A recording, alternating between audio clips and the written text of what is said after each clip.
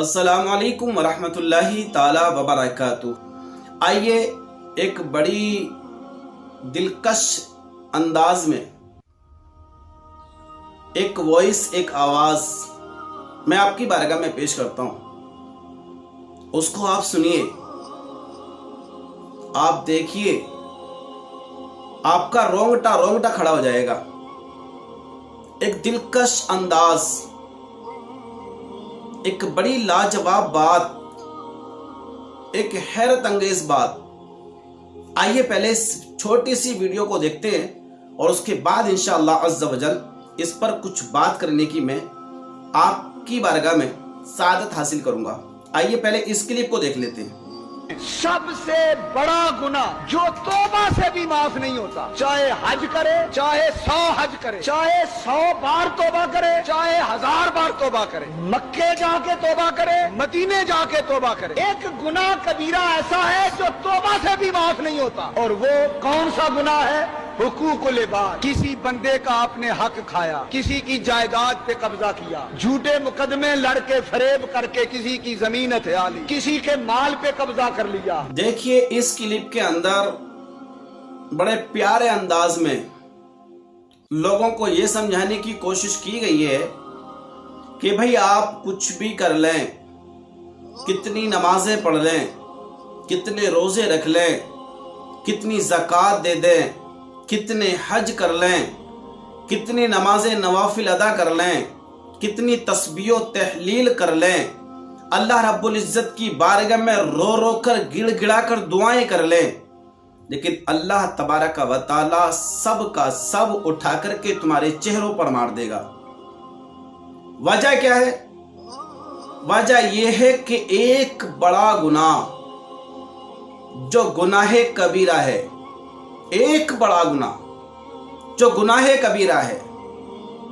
اور اس گناہ کی طرف ہم بالکل توجہ نہیں دیتے،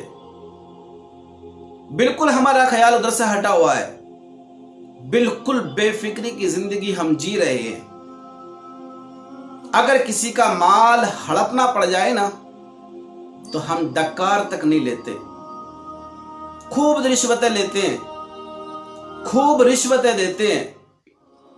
خوب سود لیتے ہیں، خوب سود بانٹتے ہیں، ہمیں بالکل بھی رحم نہیں آتا، خوب ظلم کر رہے ہوتے ہیں،